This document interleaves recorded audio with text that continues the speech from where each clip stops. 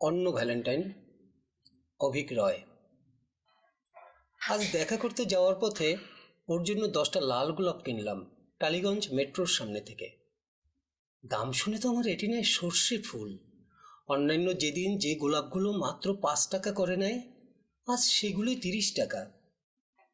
এই নিয়ে 10 বছর হলো আমাদের সম্পর্কের। মহারানীর আবদার, বছরের সঙ্গে সঙ্গে গোলাপের সংখ্যা বাড়াতে হবে। তার মানে এই পরের বছর 11টা, আর আজ থেকে 40 বছর বাদে 50টা। এটা আবদার না গভর্নমেন্ট নোটিশ? মাঝে মধ্যে গুলিয়ে যায় আমার। আজ এই নিয়ে প্রায় 3729 বার প্রপোজ করতে হলো ওকে।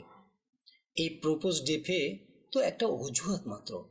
প্রথম প্রথম মহিলা ভালোভাবে প্রত্যুত্তর দিতেন, তারপরে একটা নতুন কায়দা শিখলেন। প্রায় ঘাড় ধরে প্রপোজ করে নেওয়ার পর চুপ করে আকাশের দিকে তাকিয়ে থাকতেন। আমি যখন বলতাম, কিরে উত্তর দিলি না যে, অনেকক্ষণ চুপ করে থাকার পর মুস্কি হেসে বলতেন, ভেবে দেখব। আর আজ তো কিছুই বললেন না। খানিকক্ষণ চুপ করে থাকার পর একটা মৃদু হাসির শব্দ পেলাম মনে হলো। বুঝলাম ওটাই ওর উত্তর। চকলেট নিয়ে হ্যাংলামোর একটা লিমিট থাকে। একবার অটোয় করে যেতে যেতে একটা বাচ্চা ছেলের ক্যাডবেরিতে টুক করে ভাগ বসিয়ে দিয়েছিলেন ভদ্রমহিলা। বাস, তারপরে কি কাণ্ড! লোকের খিদে পায়, কবিতা পায়, ওনার চকোলেট পায়। তবে মোটা হওয়ার ভয়ে কখনোই নিজের টাকায় কিনে খান না। আজ ওর জন্য একটা বড় চকোলেট কিনে যাওয়ার সময় দেখলাম রাস্তার অন্য পারের ফুটপাতে একটা ছেলে তার প্রেমিকার জন্য একটা আমার মতো বড় চকলেট কিনে নিয়েছে। দেখে মনে হলো তার মানে আমি একা নই। আজ শরীরটা খারাপ থাকায় আর দেখা করতে যেতে পারিনি। এরকমটাই মহিলাকে জানিয়েছি। আসলে গোলাপ আর চকলেট তাও ঠিক আছে, কিন্তু এই বয়সে একটা বুড়ো লোক বাচ্চা বাচ্চা ছেলে মেয়েদের মাঝখানে দাঁড়িয়ে গোলাপ আর হলুদ টেডিগুলোর মাঝে কোনটা বেশি নরম সেটা দেখার জন্য বাছাবাছি করছে, এটা কি মানা যায় বলুন তো? তাই এই টেডি ব্যাপারটা অনলাইনে কিনে ওর ঠিকানায় কুরিয়ার করে দিই। প্রথম বছর মহারানী একটু রাগারাগি করেছিলেন, কিন্তু তারপর পরের 2 বছর, মানে এই শেষ 2 বছর আমার অসুবিধাটা মহারানী বুঝতে পেরেছেন, কিছু বলেননি। তুমি দিনে 5টার বেশি সিগারেট খাবে না, প্রমিস? আমি ছাড়া অন্য কোনো মেয়ের ছবিতে লাভ রিয়াক্ট দেবে না, promise? I like your salt and pepper look, so you are not going to dye your hair, promise? এই ছিল মহিলার গত 3 বছরে প্রমিস করানোর নমুনা। এই যৎসামান্য প্রভিজির এজেন্ডা নিয়ে যে মানুষটা গত 3 বছর ধরে দিনের পর দিন আমাকে সহ্য করেছে, তাকে ভালো না বেসে থাকা যায় বলুন? তাই আজ আমি আগে ভাগে বলে দিলাম, প্রমিস, তুই যা বলবি আমি তাই করব। শুনে মহিলা এতটাই হতভম্ব হয়ে গেলেন যে ঠোঁট থেকে আর কোনো কথাই বেরোলো না। আজ একটা সিকিউরিটি গার্ড আমাদের সাথে কিছুক্ষণের জন্য থমকে গেছিল। মহিলার বরাবরের অভিযোগ আমার উচ্চতা নিয়ে। আমি যখন ওর পাশে হাঁটি তখন নাকি আমাকে ওর জেঠু বলে মনে হয়। আমাকে জড়িয়ে ধরলে নাকি ওর মনে হয় উনি পাহাড়ে ওঠা প্র্যাকটিস করছেন। আজ ভদ্রমহিলাকে জড়িয়ে ধরতে হলো একটা বিশেষ কায়দায়। অবশ্য আর কোনো উপায়ও ছিল না। ঠিক সেই সময় ওই সিকিউরিটি গার্ড ভদ্রলোক এসে হাজির। উফ, আর সময় পেল না আসার। এই ব্যাপারটা না ভীষণ ব্যক্তিগত। তবু আজ পর্যন্ত যতবার ভদ্রমহিলাকে চুমু খেয়েছি মনে হয়েছে বুকের ভিতর কেউ দামামা বাজিয়েছে। আজও তার অন্যথা হলো না।